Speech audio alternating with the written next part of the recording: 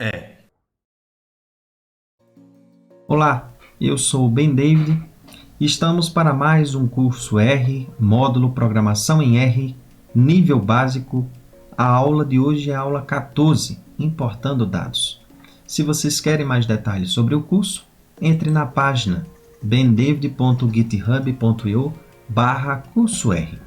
Aqui, na barra de navegação, em material, você vem na opção básico e na opção básico você estará na página desse módulo.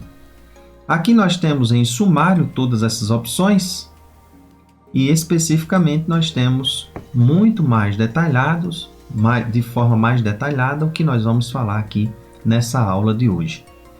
Nessa aula de hoje nós queremos falar para vocês a verificação do seu diretório de trabalho e nós vamos utilizar a função read.table ou utilizar as ferramentas do RStudio para importar esse conjunto de dados em um objeto da classe DataFrame, e no caso o modo é um modo lista. Então, ao importar esse conjunto de dados para um objeto, ele vai entrar num objeto da classe DataFrame e aí nós poderemos fazer essa leitura e, por consequência, as análises ou outras situações de interesse, plotagem gráfica, etc. Tá? Diferentemente das aulas anteriores, nós vamos diretamente para o RStudio fazer essa execução de importação.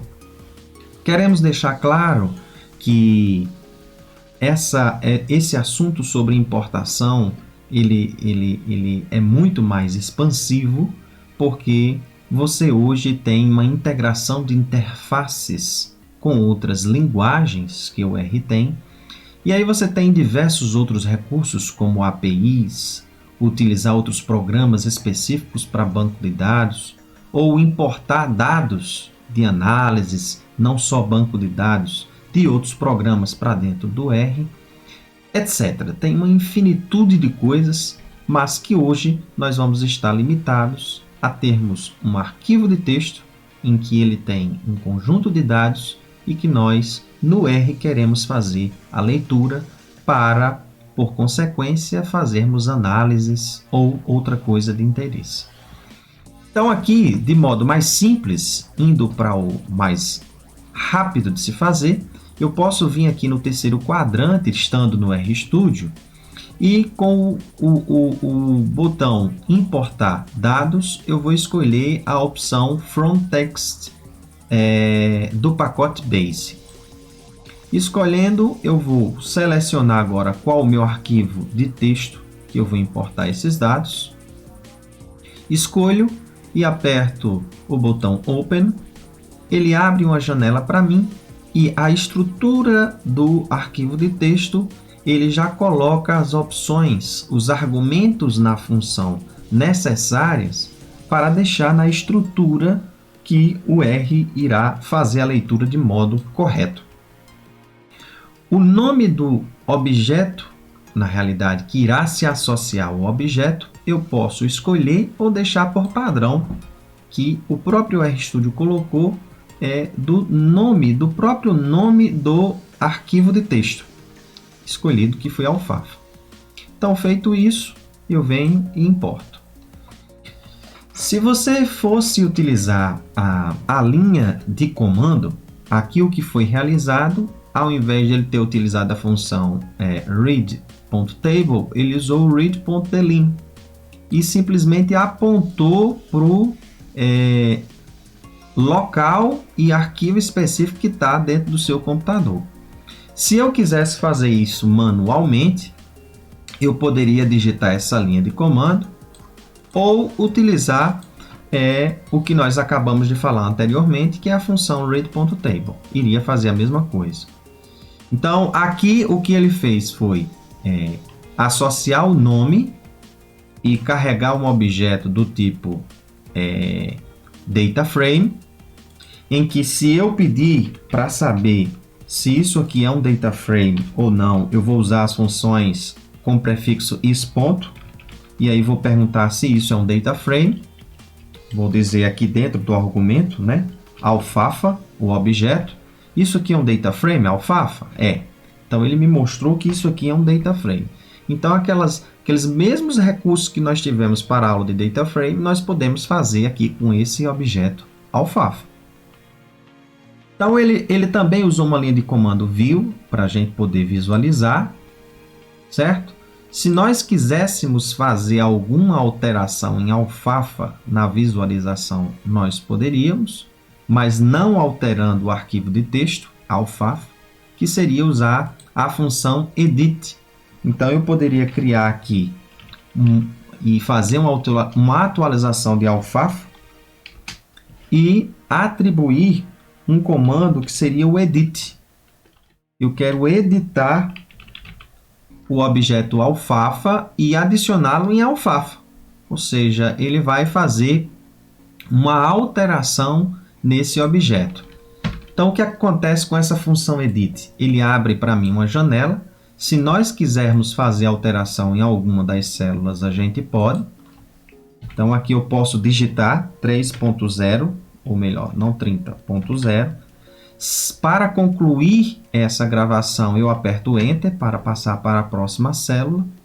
E se eu peço para visualizar esse objeto novamente alfalfa, perceba que essa célula ela foi alterada, mas nós não alteramos o arquivo de texto. Se eu entrar aqui no arquivo de texto, perceba que o 2.89 ainda continua. Nós não alteramos. Ou eu uso dessa forma, ou da mesma forma que nós fizemos o view, só que o view ele vai observar agora o view com o objeto alterado. Então perceba que o arquivo de texto não foi alterado, ele continua 2.89. Nós não fazemos essa alteração. Beleza, então esses foram os recursos básicos que nós fazemos a importação. O que eu quero fazer para frente agora, aí a gente pode usar os sistemas de indexação ou qualquer outra coisa. Se nós quisermos aqui fazer por linha de comando, ao invés de usar o read.delim, nós podemos usar o read.table, como nós dissemos para você. Quando foi importado, esse objeto ele veio, a ligação dele ele veio para o ambiente global, a gente consegue trabalhar com esse objeto agora com o nome alfalfa, e aí todas as suas análises você consegue fazer. Vamos apagar aqui novamente e vamos por linha de comando. Eu vou dar um Ctrl L no meu console. E agora, eu aqui no meu script, que aqui não está salvo, porque não tenho interesse, mas vocês já sabem como salvar, tem vídeo aula específica para isso. Eu quero agora pegar a alfalfa e eu quero ler por linha de comando, né? esse arquivo de texto. Então, eu vou usar a função read.table.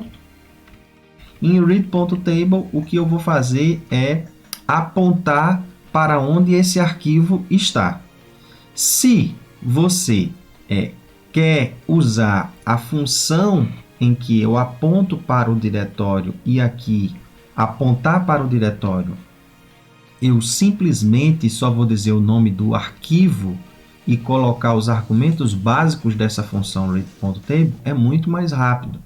Então, para eu saber onde é que está meu diretório, onde está o diretório de trabalho, eu vou usar a função getWD. Em getWD, eu vou verificar em que diretório eu estou. Aqui, especificamente, eu estou justamente no diretório em que os arquivos de texto que eu vou utilizar estão nele. Então, eu simplesmente preciso dizer o nome do arquivo aqui dentro dessa função. Um outro recurso que nós temos pelo RStudio para não simplesmente verificar qual é o diretório, mas alterar o diretório, que significa utilizar a função setwd, e aqui dentro eu colocar qual diretório que eu quero, e aí você lembre que a barra ela deve ser invertida para você apontar para o diretório, ou você pode utilizar no menu aqui em Section e escolher esse diretório, né? Você vem aqui em Set Work Directory e depois escolhe o diretório e aqui você aponta para onde você quer. Vamos supor, eu vou apontar aqui para curso R em curso R, ele vai fazer a mesma coisa que eu ia fazer, que é usar o setwd, ó, e está apontando para onde eu quero. Quando eu aponto para onde eu quero usando o section setWork diretório, ele já faz essa atualização aqui na aba Files para o diretório que eu quero e eu consigo visualizar esses arquivos de texto.